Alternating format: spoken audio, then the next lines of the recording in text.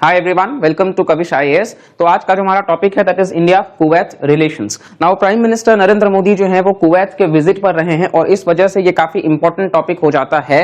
Middle east की बात कर लेते हैं तो आपको पता है कि टेंशंस जो है वो कितने ज्यादा एग्जिस्ट कर रहे हैं। हालांकि यहाँ पर आप देखोगे तो गाजा में जो वॉर चल रहा था उसको लेकर के कहा जा रहा है कि भाई एक मीडिएशन तक पहुंच चुके हैं इजराइल, और साथ ही साथ जो हम हमास की बात कर रहे हैं उनके बारे में।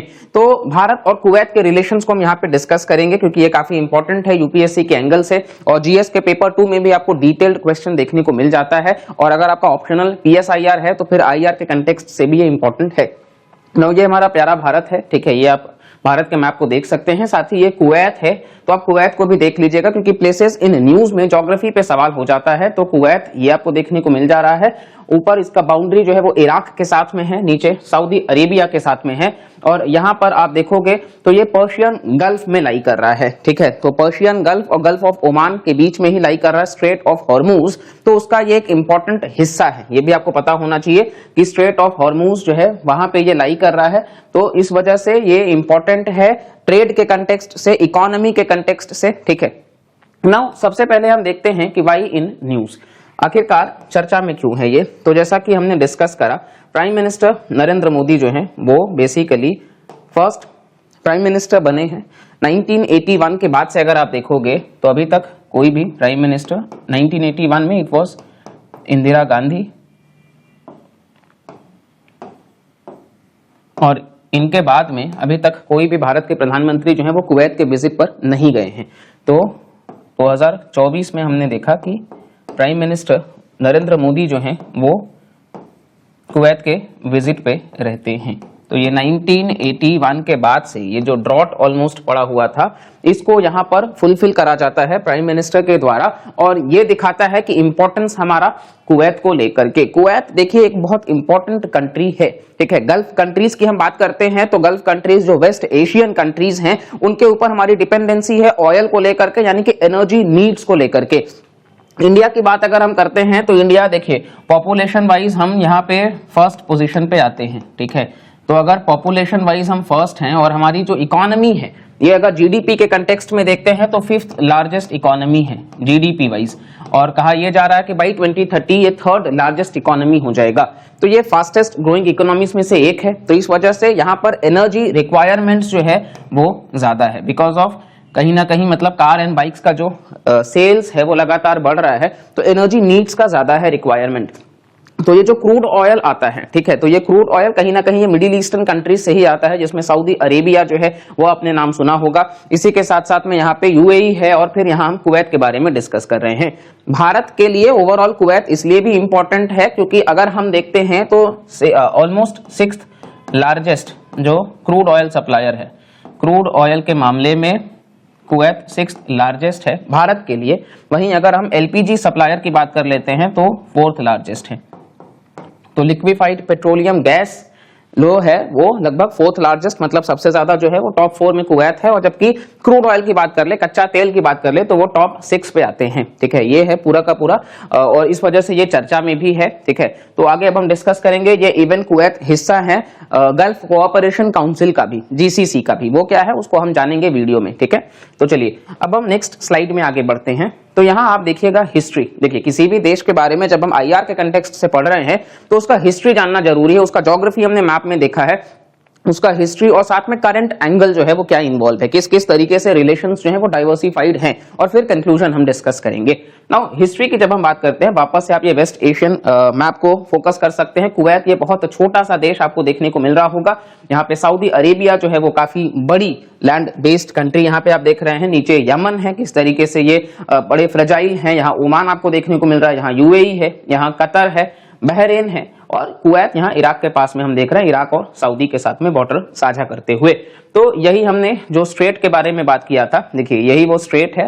ये आपको ध्यान रखना है कि कौन सा स्ट्रेट यहाँ पे है। तो दैट इज ये वो रास्ता जाता है, ठीक है, किसका, तो ये है स्ट्रेट ऑफ, यहाँ आप लिख सकते हो स्ट्रेट ऑफ हॉर्मूज, और ये कनेक्ट करता है किसको, पर्शियन गल्फ को गल्फ ऑफ ओमान से, पर्शियन गल्फ को गल्फ ऑफ ओमान से, ठीक है। तो ये है स्ट्रेट ऑफ हॉर्मूज। प्रीलिम्स में डायरेक्ट सवाल हो सकता है, यहाँ पे भी एक स्ट्रेट है, इसको हम कहते हैं बाबल मंडप स्ट्रेट, ठीक है। ये दोनों ही स्ट्रेट्स जो है वो बड़े इंपॉर्टेंट है क्योंकि यहाँ से क्रूड ऑयल का सप्लाई बहुत ज्यादा होता है। रेड सी क्राइसिस में हमने देखा कि किस तरीके से यहाँ पर जब हॉल्ट हो गया तो बहुत बड़ा जो ट्रेड जाता था इस रूट से वो कहीं ना कहीं रुक गया, और ये फिर अफ्रीका से साउथ अफ्रीका होते हुए केप ऑफ गुड होप से आया, जिसकी वजह से कहीं ना कहीं फ्लाइट चार्जेस जो है, जो ट्रांसपोर्टेशन चार्जेस है वो बढ़ जाता है। साथ ही कई बार जब यहाँ पे थ्रेट होता है तो जो शिपिंग कॉस्ट तो बढ़ता ही है, लेकिन इंश्योरेंस जो इंडस्ट्रीज हैं वो भी अपने कॉस्ट को बढ़ा देते हैं। शिप इंश्योरेंस की बात कर रहे हैं। तो यहाँ पे बाबल मंडप स्ट्रेट है, ये भी आप याद रखिएगा, इट्स बाबल मंडप स्ट्रेट, ठीक है, बाबल मंडप स्ट्रेट। ये है between red sea and gulf of Aden, ठीक है।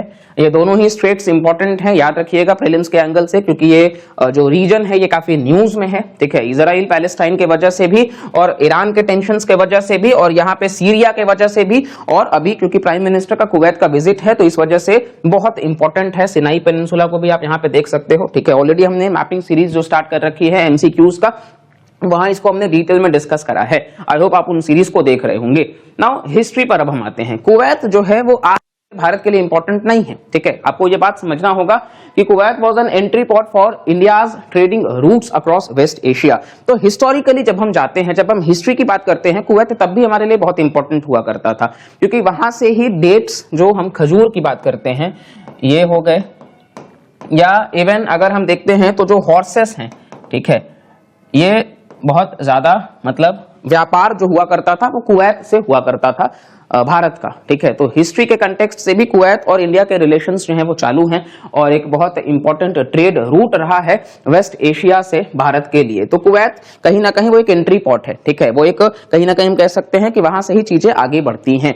तो कुवैत हिस्टोरिकली भी हमारे लिए इंपॉर्टेंट है, वहां से तब से हमारा इंपोर्ट एक्सपोर्ट जो है वो कंडीशंस रहा है। साथ ही कुवैत जो है उसको आजादी कब मिलती है? 1961 से। 1961 में Kuwait gained it's independence. Now Kuwait अगर 1961 में आजाद होता है तो उसके पहले कुवैती एलिट्स जो हैं, जो मतलब कुवैत में एलिट पर्सन्स हैं, उनका कई लोगों का घर भी भारत के शहर मुंबई में है। साथ ही कुवैत बेसिकली जब तक उनको आजादी नहीं मिली थी तब तक इंडियन रूपी को ही लीगल टेंडर दिया गया था। ये बड़ी बात है, ठीक है। इतना बेहतर दोनों के रिलेशंस हैं कि मतलब बहुत सारे जो कुवैती एलिट्स हैं वो अपना घर मुंबई में बनाए। इसी के साथ साथ में 1961 आजादी से पहले कुवैत के उनके यहाँ पे कोई लीगल जो टेंडर दिया गया था करेंसी को, वो था इंडियन रूपी, मतलब रूपी में ही आपस में व्यापार। तो ये आप समझिए कि ये कितना ज्यादा रिलेशंस स्ट्रेंथन शुरू से है, ठीक है। आज की बात नहीं है, ये रिलेशंस हिस्टोरिकली जो है वो कितना इंपॉर्टेंट है, और आज ये जो विजिट है ये और उसको इंपॉर्टेंट बना देता है, ठीक है। तो ये है पूरा का पूरा जो हमने हिस्ट्री और साथ ही यहाँ पे हमने मैप को भी डिस्कस करा है। कहीं अगर आपको डाउट होगा तो आप जरूर कमेंट सेक्शन में पूछ लीजिएगा। नाउ की हाइलाइट्स क्या रहा है, ये आप तस्वीर देख रहे हैं प्राइम मिनिस्टर नरेंद्र मोदी जी का। तो इनको दिया जाता है order of Mubarak Kabeer, order of Mubarak Al Kabeer, ठीक है। ये मुबारक अल कबीर जो है ये कुवैत का हाईएस्ट सिविलियन ऑनर है बेसिकली।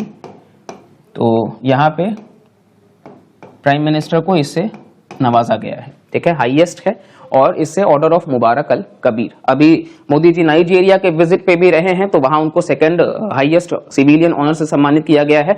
तो ये सारी चीजें भी थोड़ा सा आप ध्यान रखिएगा, नाम एटलीस्ट आप याद रखिएगा। Order of Mubarak Al Kabir किससे जुड़ा हुआ है? कुवैत से जुड़ा हुआ है। तो ये प्राइम मिनिस्टर को दिया जा रहा है कुवैत की तरफ से। ये दर्शाता है कि दोनों देशों का कितना वो सम्मान करते हैं भारत का, ठीक है। ये दर्शाता है कि कितना इंडिया का रिस्पेक्ट किया जाता है। नेक्स्ट हम बात कर लेते हैं स्ट्रैटेजिक पार्टनरशिप। तो देखिए किसी भी देश का जो पार्टनरशिप है बाइलैटरल पार्टनरशिप से स्टार्ट होगा कि द्विपक्षीय बातें चलेंगी। इसके बाद में अगर हम देखेंगे तो वो आगे जाकर के स्ट्रैटेजिक पार्टनरशिप में होगा, और स्ट्रैटेजिक मतलब कि दोनों ही देशों के रिश्ते बड़े मजबूत हैं और दोनों एक दूसरे के लिए काफी इंपॉर्टेंट हैं। तो हमारा जो रिलेशन है वो एलिवेट हुआ बाइलैटरल से स्ट्रैटेजिक पार्टनरशिप के तरफ। अब आगे अगर हम देखते हैं, जैसे सिंगापुर के साथ हमारा रिसेंट में कॉम्प्रिहेंसिव स्ट्रैटेजिक पार्टनरशिप भी साइन हुआ है, तो ये भी एक मतलब आपको सीक्वेंस देखने को मिल जाएगा। तो स्ट्रेटेजिक पार्टनरशिप है, क्योंकि ट्रेड वगैरह के लिए, ज्वेलरी की बात कर ले, डेट्स की बात कर ले, जो ऑलरेडी हमने ट्रेड में देखा था, तो ये सारा के लिए भी, एनर्जी रिक्वायरमेंट्स के लिए भी, और यहाँ पे और भी रीजंस हैं। डिफेंस कोऑपरेशन की बात कर लेते हैं, तो यहाँ पर भी मतलब दोनों ही एक साथ आगे बढ़ रहे हैं स्पेस प्रोग्राम्स को लेकर के।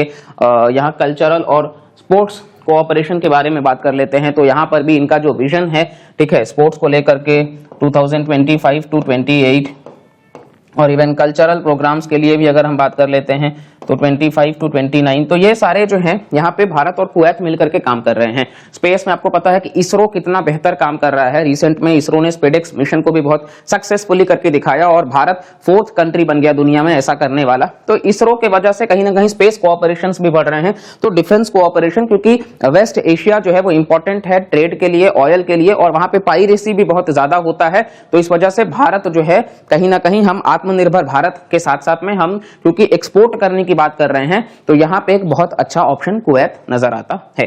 ठीक है, तो ये चीजें हैं। अब आगे हम डिस्कस करते हैं कि जॉइंट कमीशन ऑन कोऑपरेशन, ये भी आपको देखने को मिल जाएगा 1961 से ये चीजें चली आ रही हैं। जॉइंट कमीशन ऑन कोऑपरेशन को लेकर के टेक्नोलॉजी और इमर्जिंग सेक्टर्स पे भी फोकस है। ठीक है, कि आर्टिफिशियल इंटेलिजेंस की बात कर लेते हैं, एआई। तो ये जो टेक्नोलॉजी है एआई, साइबर क्राइम को लेकर के जो सारे कंट्रीज एक साथ लड़ रहे हैं, या यूं कहें तो इमर्जिंग सेक्टर्स की बात अगर हम कर लेते हैं, जहां पे देखिए हर किसी को पता है कि भाई सिर्फ ऑयल नीड्स से तो फुलफिल नहीं हो सकता है। ठीक है, कुवैत को भी पता है कि ऑयल इनफाइनाइट नहीं है, आज है कल खत्म हो सकता है। इसीलिए आप लोगों ने सऊदी अरेबिया में प्रोजेक्ट देखा होगा जिसका नाम है project NEOM.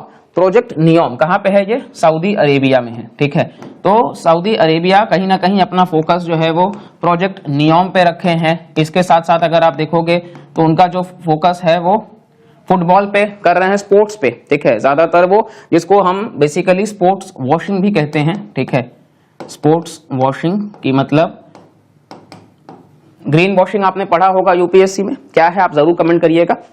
But green washing की किस तरीके से कंपनीज फॉल्स क्लेम करके दिखाते हैं कि जो प्रोडक्ट उनका कार्बन एमिशन कर रहा है वो कहते हैं कि बिल्कुल ठीक है, कोई प्रॉब्लम नहीं है, इससे एनवायरनमेंट के लिए सेफ है।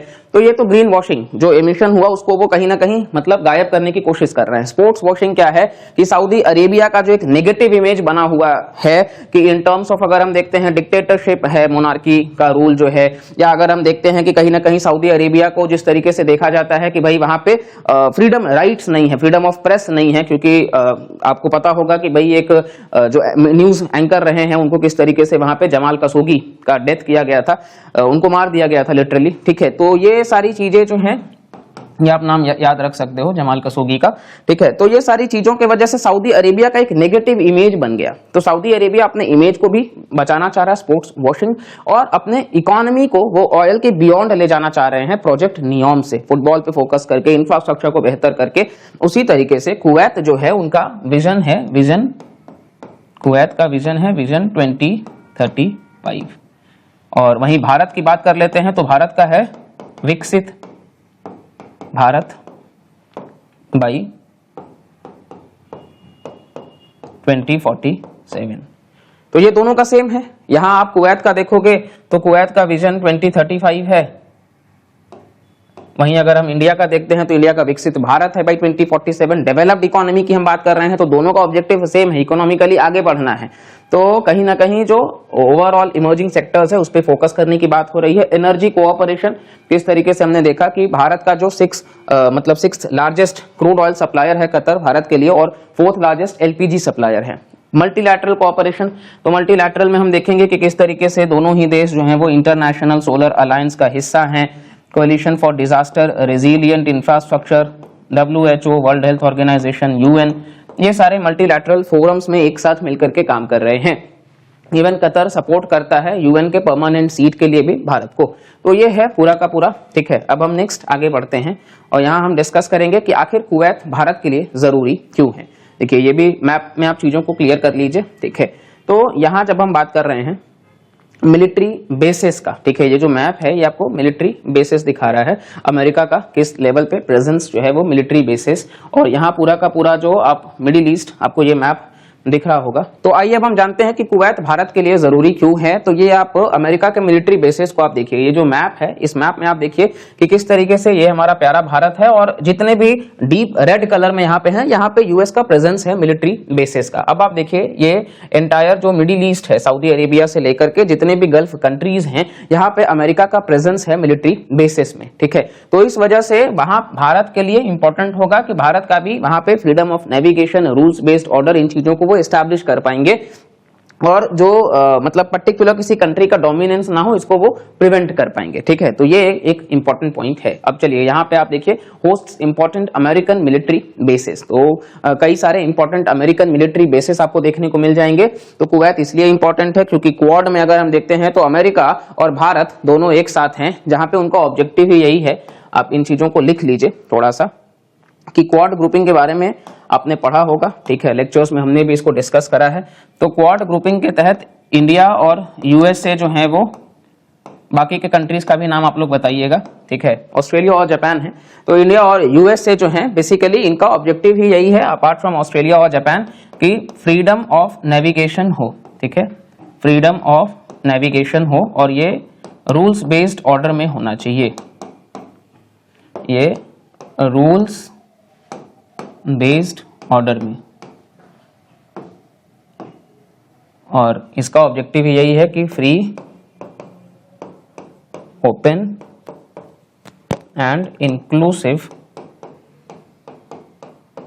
इंडो पैसिफिक, ठीक है। तो यहां पे अमेरिका का अगर प्रेजेंस है तो दोनों एक साथ मिलकर के यहाँ पे काम कर सकते हैं। जैसे कि आपको पता है कि इंडिया और यूएस का कई सारे इंपॉर्टेंट एग्रीमेंट्स साइंड है, जिसमें से एक है कि अगर हम बात कर लेते हैं कॉमकासा, बेका, जी सोमिया, ठीक है, ये सारे भी आपको पता होना चाहिए। कॉमकासा साइन है, जी सोमिया साइन है, ठीक है, बेका साइन है। तो ये सारे आपको देखने को मिल जाएंगे कि यहाँ पे भारत और अमेरिका एक दूसरे से इंफॉर्मेशन शेयर कर सकते हैं मिलिट्री को लेकर के, साथ ही साथ में अगर ट्रेड वगैरह को लेकर के, ये सारी चीजें हैं। स्पेशली मिलिट्री पे फोकस है, तो अगर अमेरिका का प्रेजेंस है तो यहाँ पे इंडिया को एक एडवांटेज मिल सकता है। दूसरा, it is the only monarchy in the region which has experimented successfully with democracy. तो ये इकलौता मोनार्की है जिसने डेमोक्रेसी को सक्सेसफुली इंप्लीमेंट करके दिखाया है। तो यहाँ डेमोक्रेसी से आप दिखा सकते हो कि किस तरीके से इंडिया और कुवैत यहाँ फिर से दोनों सेम होते हैं, क्योंकि भारत जो है वो लार्जेस्ट डेमोक्रेसी है, दुनिया में सबसे ज्यादा आबादी हमारी है, तो इस वजह से largest democracy, oldest democracy US से है, ठीक है। तो इस तरीके से चीजें हैं। अब नेक्स्ट हम स्लाइड पे आते हैं, आपने ये चीजों को लिख लिया होगा। अब नेक्स्ट हम बात करते हैं कि जैसा कि हमने ऑलरेडी डिस्कस कर लिया है, 6th लार्जेस्ट ऑयल रिजर्व्स और 4th लार्जेस्ट एलपीजी सप्लायर है ग्लोबली। साथ ही ये फाउंडिंग मेंबर भी हैं ओपेक के, ठीक है। Organization of petroleum exporting countries के बारे में हम बात कर लेते हैं, तो ये भी इंपॉर्टेंट है ओपेक। इसका हेडक्वार्टर्स है वियना, ऑस्ट्रिया में, ठीक है, वियना जो कि ऑस्ट्रिया में है, यूरोप में है ये। और इसके जो मेंबर कंट्रीज हैं ये आप मैप ध्यान से देख लीजिए, आपको समझ आ जाएगा, जहां पे ईरान भी शामिल है, इराक है, कुवैत है, ये देखिए कुवैत छोटा सा देश, UAE, Saudi Arabia, Libya, Algeria, Nigeria, prime minister का विजिट रहा है, गैबोन, रिपब्लिक ऑफ कॉन्गो यानी कि डीआरसी, इक्वेटोरियल गिनिया, एंगोला, यहाँ पे वेनेजुएला, क्राइसिस है, इक्वाडोर, ठीक है। तो ये ओपेक कंट्रीज हैं, ठीक है, 12 कंट्रीज के अप्रॉक्स में है ओपेक में। और ये ऑयल एक्सपोर्टिंग नेशंस हैं, ग्रुप ऑफ कार्टेल है जो ऑयल को एक्सपोर्ट करते हैं और ज्यादातर डोमिनेटेड है, आप देखोगे तो वेस्ट एशियन कंट्रीज से ही, सऊदी अरेबिया से। और ओपेक का काम ही यही है कि जो पेट्रोलियम को एक्सपोर्ट ये करते हैं तो एक प्राइस डिसाइड करना, ठीक है। तो ये आपको ध्यान रखना है कि ओपेक बेसिकली इसका हेडक्वार्टर्स वियना, ऑस्ट्रिया में है और कुवैत उसका मेंबर है। तो इस वजह से भारत के लिए भी वो इंपॉर्टेंट है कि वहां पे क्योंकि इंडिया को ऑयल की नीड्स हैं, तो इस वजह से ओपेक सदस्य के साथ हमारे रिश्ते जो हैं वो इंप्रूव हो रहे हैं। नेक्स्ट, इसके अलावा यहाँ पे one of the largest basket sovereign wealth funds है। तो सॉवरिन वेल्थ फंड्स जो है यानी कि इन्वेस्टमेंट्स के बारे में अगर हम बात कर लेते हैं तो इकोनॉमी के तरफ से हमने बहुत सारे पॉइंट्स ऑलरेडी देखा है, लेकिन इसके पास one of the largest basket sovereign wealth funds है जो लगभग $924 बिलियन है और ये 4th लार्जेस्ट है आफ्टर नॉर्वे, चाइना और यूएई। तो नॉर्वे, चाइना, यूएई के बाद में हम देखते हैं तो कुवैत है जिनके पास में सॉवरिन वेल्थ फंड्स बहुत ज्यादा है। तो इन्वेस्टमेंट का एक सोर्स हम मान सकते हैं। इकोनॉमिकली भारत जो है वो स्टॉक मार्केट में या हम शेयर मार्केट की बात कर ले तो यहाँ पे ये बेहतर परफॉर्म कर रहे हैं, इनकी इकोनॉमी जो है वो बेहतर जा रही है। तो इस वजह से बहुत सारे जो एफडीआई, एफपीआई आपने जो पढ़ा है तो एफपीआई जो है वो आपको देखने को मिल सकता है यहाँ से, ठीक है। तो ये सारी चीजें भी निकल करके आती हैं और इन्वेस्टमेंट का एक बहुत बढ़िया स्कोप है।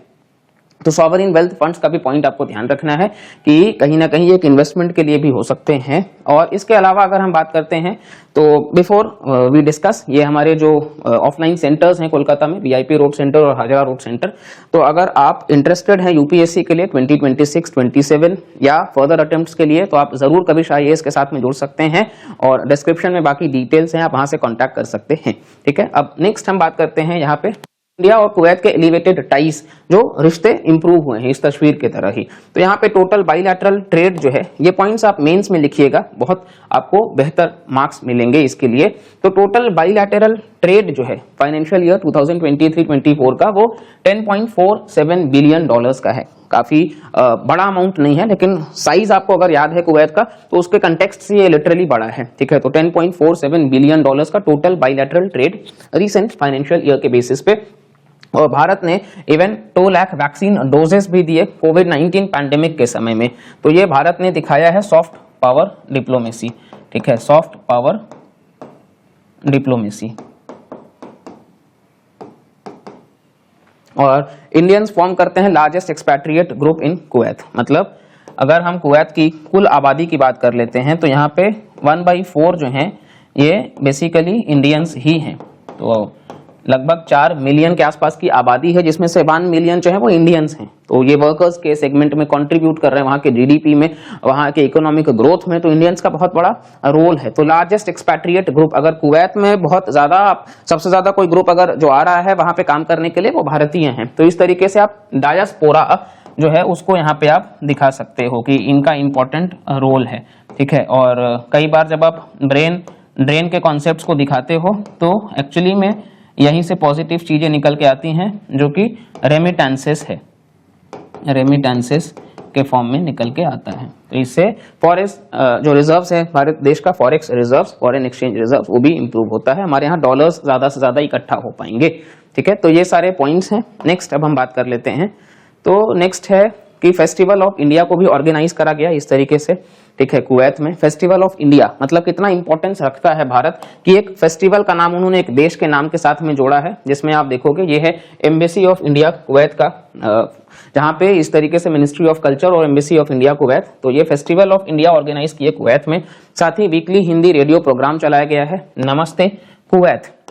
ये कुवैत में हिंदी में चलाया जा रहा है, वीकली रेडियो प्रोग्राम है, ठीक है। साथ ही 26 स्कूल्स जो हैं सीबीएसई बोर्ड के, वो फॉलो कर रहे हैं भारत का ही बेसिकली जो मतलब सीबीएसई का करिकुलम है उसको लेकर के। तो 26 स्कूल्स जो कुवैत में हैं ये सीबीएसई करिकुलम को ही फॉलो कर रहे हैं, भारत के नेशनल एजुकेशन पॉलिसी के हिसाब से। तो ये दिखाता है कि मतलब भारत को वो कितना आइडियली प्रेफरेबल मतलब देश मानते हैं।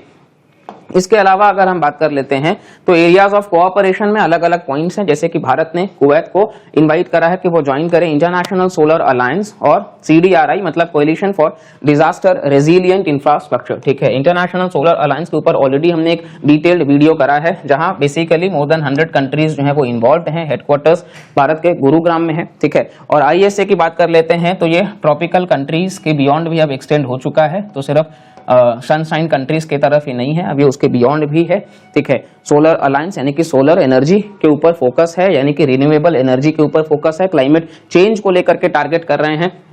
और सीडीआरआई मतलब coalition for disaster resilient infrastructure, ये न्यू दिल्ली बेस्ड है, यानी कि जो इंफ्रास्ट्रक्चर बनाया जाएगा वो डिजास्टर रेजिलिएंट होना चाहिए। जैसे जापान वगैरह की बात कर ले, इंडोनेशिया की बात कर ले, तो यहाँ अर्थक्वेक्स या हम कह सकते हैं कि टाइफून्स प्राइमरीली आपको देखने को मिल जाएंगे। इससे डिजास्टर की वजह से लॉसेस बहुत ज्यादा होता है। तो हम फिर ऐसे इंफ्रास्ट्रक्चर को बिल्ड करें जो डिजास्टर रेजिलिएंट हो। तो यहाँ पे भी कुवैत जो है वो आपको देखने को मिल जाएगा भारत के साथ में। और एक एग्रीमेंट भी है बिटवीन कुवैत इन्वेस्टमेंट अथॉरिटी और national investment and infrastructure fund, ठीक है, NIIF। इसके बारे में आप कमेंट सेक्शन में जरूर बताइएगा, ये एटलीस्ट एक होमवर्क आप करिएगा national investment and infrastructure fund के बारे में। तो एक एग्रीमेंट है इन दोनों के तहत कि दोनों ही इन्वेस्टमेंट को लेकर के, यानी कि ये लॉन्ग टर्म के बारे में सोच रहे हैं स्पेस प्रोग्राम में कोऑपरेशन हमने ऑलरेडी देख लिया है और कई सारे इंस्टीट्यूट्स आईआईटी और आईआईएम के तर्ज पर और हॉस्पिटल्स में बेसिकली ये साथ मिलकर के काम कर रहे हैं। ठीक है, तो ये मोटा मोटा पॉइंट्स हैं। इसके अलावा नाउ ये इंपॉर्टेंट मूवमेंट क्यों है, क्योंकि आपको पता है कि वेस्ट एशिया में किस तरीके का क्राइसिस जारी है। यहाँ पे जो हमने देखा कि इजराइल पैलेस्टाइन को लेकर के सीज फायर की बात करी गई है, यहाँ पे जो भी मतलब चल रहा था चीजें, लेकिन सीरिया की अगर हम बात कर लेते हैं वहां पे चीजें किस तरीके से है, इवन अगर हम ईरान में देखते हैं तो किस तरीके से चीजें हैं, और यहाँ पे भी अभी वो चीजें लिटरली शांत रहेंगी। इजराइल को लेकर के, लेबनान को लेकर के वो कितना देर तक रहेगा वी कैन नॉट से।